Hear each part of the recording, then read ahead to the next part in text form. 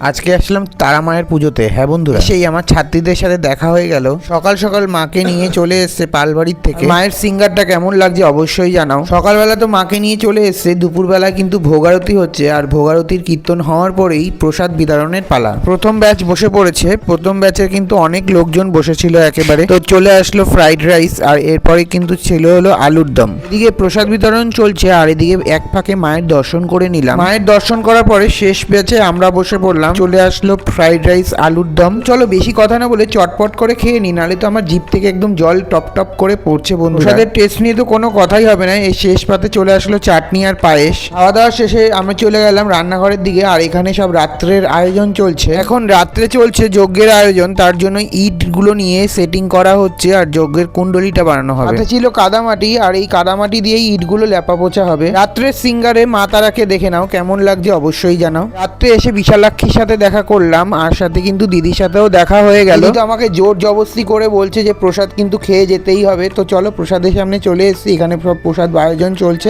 প্রসাদে ছিল খিচুড়ি, লাবড়া, আর এদিকে ফল প্রসাদ ছিল। খিচুড়ি তো আমার সব থেকে প্রিয়, আর লাবড়াও কোনো কথা হবে না।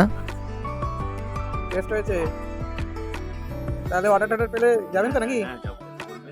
ঠিক আছে।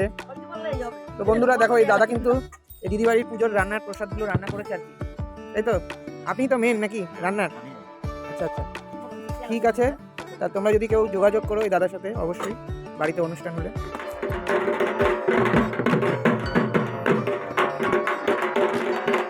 পুজোর প্রস্তুতি তো তুঙ্গে। এদিকে আমার ছাত্রী ঋদ্ধিমার সাথে দেখা হলো, আর ঋদ্ধিমা হলো বিশালাক্ষীর বান্ধবী। দিদি আর দাদার সাথে দুজনের সাথে আমার দেখা হলো, আর দিদির সাথে অনেকদিন পরে দেখা হলো আমার। এই দাদার বাড়ি পুজোতে গিয়েছিলাম, সেই দাদার গুরুদেবও চলে এসছেন, আর কিছুক্ষণ পরেই কিন্তু পুজো স্টার্ট হবে। প্রায় রাত্রি তখন 11টা বাজতে যায়। পুজোর প্রস্তুতির তুঙ্গে, আর এদিকে ঢাক বাজানো চলছে আর কি। ঋদ্ধিমাকে আমি অনেক আদর করে নিচ্ছিলাম, যেহেতু ও বাড়ি চলে যাবে। এরপর আসলাম বামদেব বাবার মন্দিরে, আর দেখো কত সুন্দরী না বামদেব বাবার মূর্তিটা। রাত 12টা বাজতে যায়, আর দাদা এখন পুজোতে বসবে, আর পুজোর আয়োজন স্টার্ট হয়ে গেছে। যজ্ঞ কিন্তু শুরু হয়েছে। এরপর যজ্ঞের মধ্যেই মায়ের আরতি হয়ে গেল, আর সত্যি কথা বলতে এইরকম যজ্ঞ কিন্তু আমি প্রথমবার দেখলাম।